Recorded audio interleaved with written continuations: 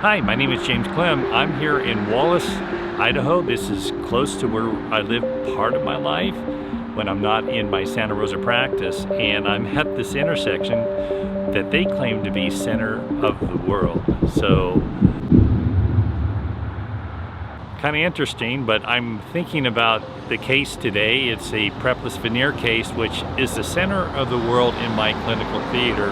I love conservation. In fact, a lot of clients are coming in now that want really conservative dentistry, particularly when you get into aesthetics. Can we do that with our current CEREC software and milling units, both the M6L and the Prime Mill? Can we go thin, particularly what is the best ceramic to choose for that, and how do you manage your case? That's what this video is going to talk about. So let's go ahead and get this thing rolling.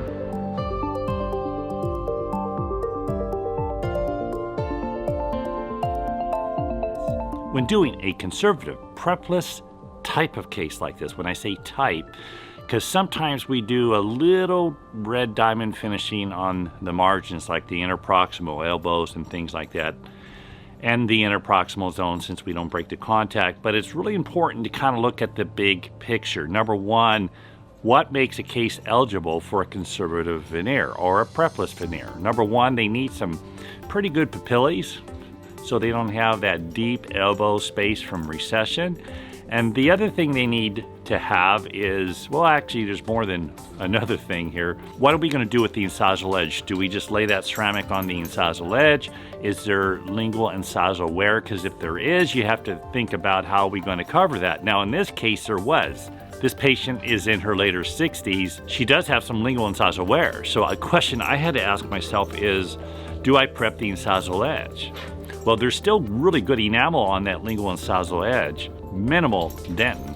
So what we chose to do was just bring that ceramic on the labial and then fill that lingual incisal edge with a really good composite, staying more conservative. Now, I know that's a little out of order from what we're taught historically on how to finish a lingual incisal edge, but let's look at this for a moment. If that were your mouth, or if it were mine, I think I'd rather keep my incisal edge rather than prep that down 1.5 millimeters to 2 millimeters. And that's what this patient wanted. She's a dental professional. She's seen dentistry for years.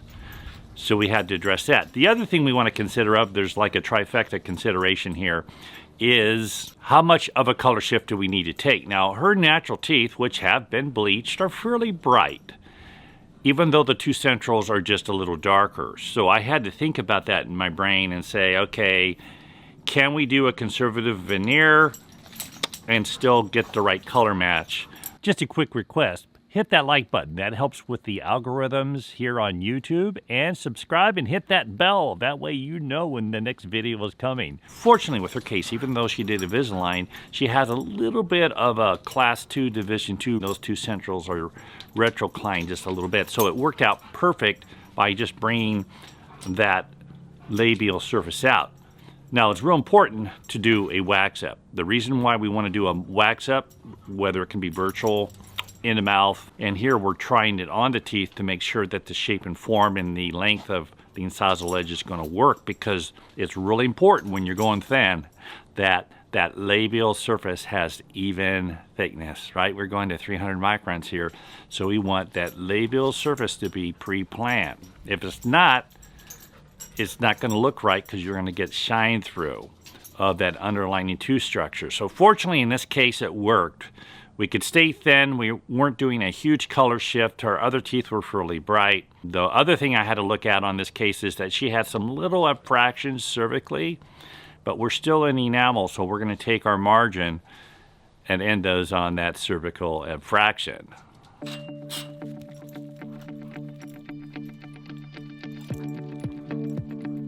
So with a case like this, the initial interview is really important. In fact, this patient I had treated for Team D, and she had a deprogrammer, and it worked really well. She's known me for years, and she's retired now, and she always wanted to veneer those front teeth, and we had to just get that ready. So expectations of the patients is very, very important. So you got to spend time with the interview, and I talk about that in another video. I'll link that below. So her whole focus was to stay conservative. She didn't want me to prep her teeth away, which we didn't, particularly that incisal edge. I've just mentioned that and how we're going to manage that. And I've done that for a number of years with really good long-term success. So you always have to look at the biofunction of the patient. We went ahead and did a mock-up. This is on a printed model.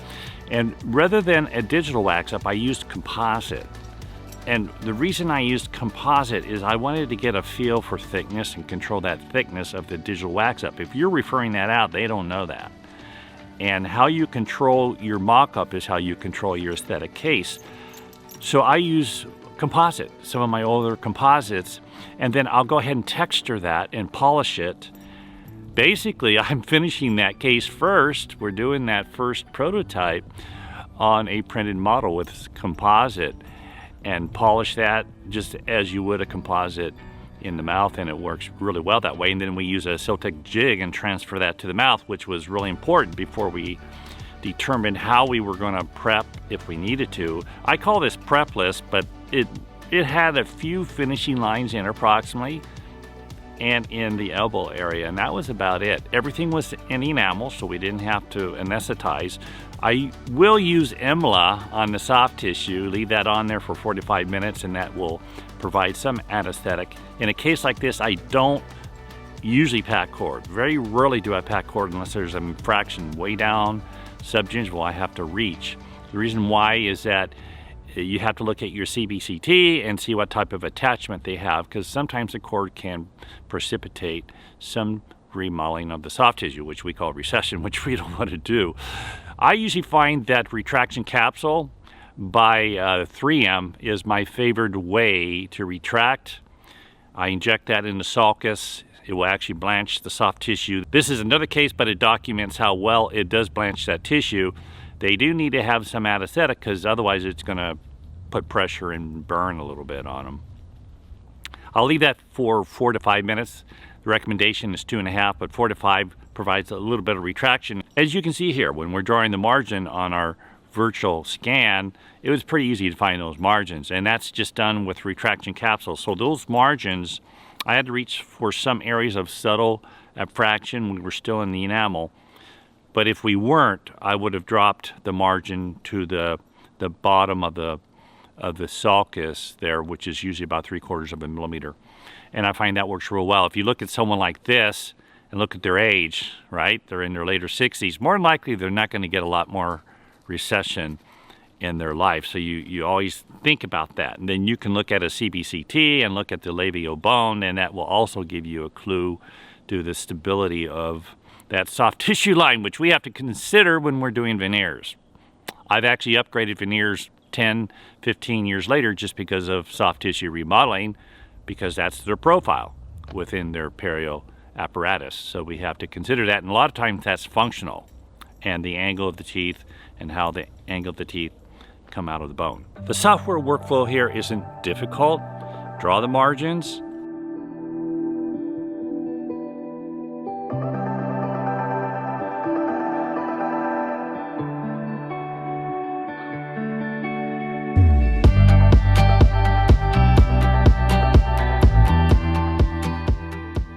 File copy.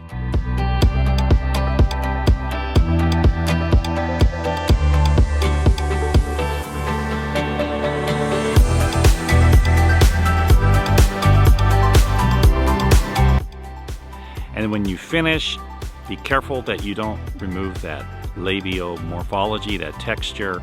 Take a smooth tool and just lightly smooth the demarcation of where you see that copy line through the margin.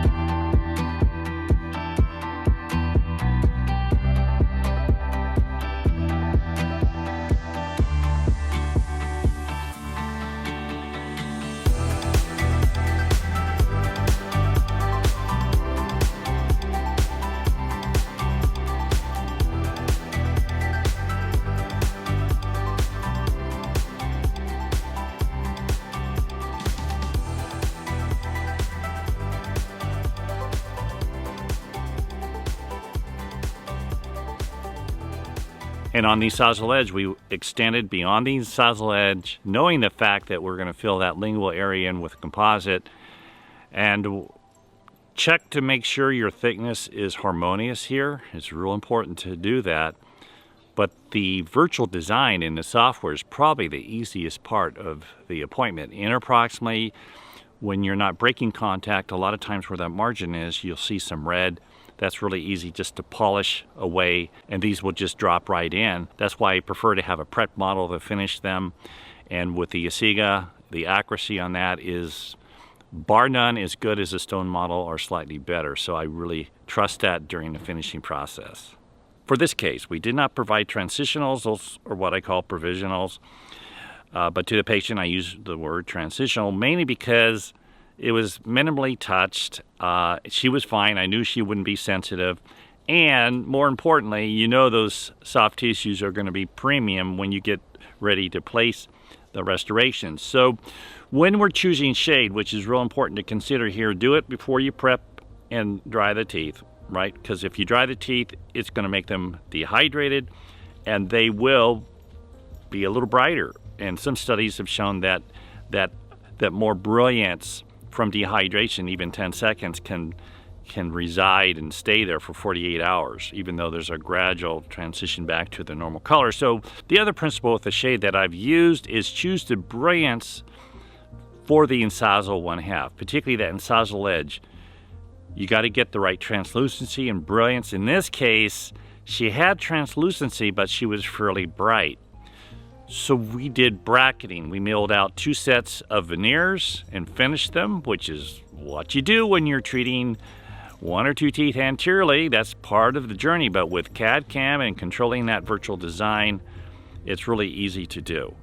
And I've done this for years, so I do build that into my fee. If these restorations were milled out with the EF burr on the prime scan, you can use the MCXL. Sometimes there's an advantage there. Right now we have a smaller left burr for the initial bulk mill on the MCXL with extra fine mill versus the prime mill. It's a 1.4 and they need to get a smaller diameter there. But having said that, this case did work with the prime mill. It takes about 13 minutes to mill each restoration out. We printed a model to finish on a model. Here I used the Asiga. I have several printers. I have the Sprint Ray, which is a good system. I do find that the Asiga is the best, the most accurate. So having looked at a lot of different printers on the market, that's still my favorite. If you hear a little noise in the back, it's my dogs playing, and they love to play. I'm up here at my homestead. And by the way, this right behind me is our little drop-off chapel. That's my wife designed it. It's a playhouse. It's pretty cool. It's not painted yet, so it's going to be painted for the winter here real soon. This is where we get everything dropped off with our FedEx. Nice to have it, particularly in the winter when there's a lot of snow up here. And we're getting ready for that season real soon. In fact, the other thing that we have going on here is that in my pump house, I'm remodeling that. It's about 500 square feet, and I'll have a full digital treatment theater here and a virtual theater. And I'll be working with a lot of technology, beta testing, and so I have a full CAD/CAM system up here where I'll do a lot of my videos, which I'm looking forward to.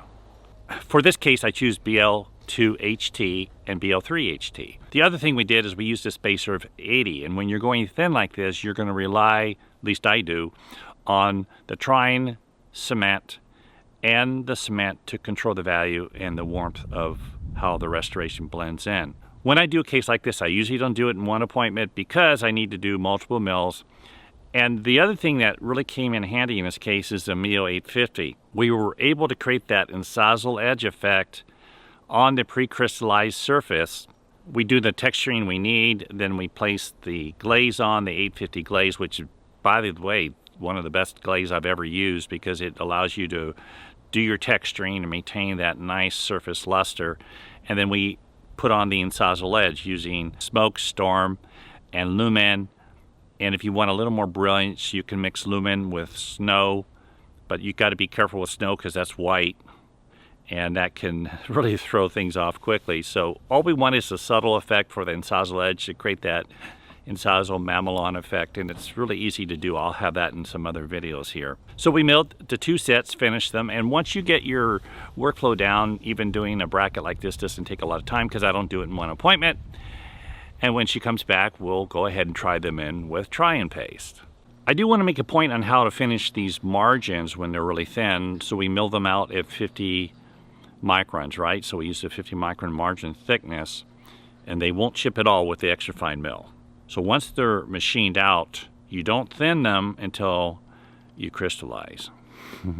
So you don't thin them until you crystallize. And then once they're crystallized, I'll use that green coarse knife edge silicone polisher by Meisinger, and I'll lay that down with loops. I'll just take it down where you can almost see through the margin, and that's why it's good to have a model to finish it on, or you can do it in the mouth. I've done it in the mouth as well, and that way you can make it where you can almost see through. One value of HT on a case like this is that once you cement that margin melts. We call that the contact lens effect, but HT works the best on that effect, but you've got to have a thin margin, and I prefer to thin them before I cement. So even when I'm trying them in the mouth, I'll have that wheel there with electric can piece.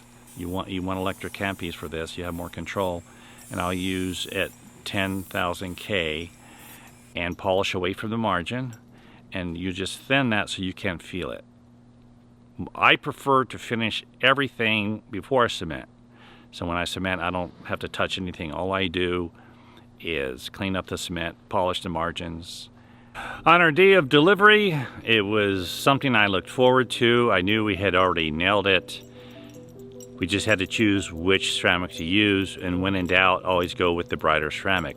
One of the things you'll find with e.max is that it will tone down once you cement, probably 10 to 15%. Now the other thing you have to remember, and one reason why I like Mio 850 so much, is that if you can get away with one firing to get all your effects during the crystallization, you have better brilliance of that ceramic. Multiple firings, even in the glaze phase on e.max, will make it more translucent, which lowers the value.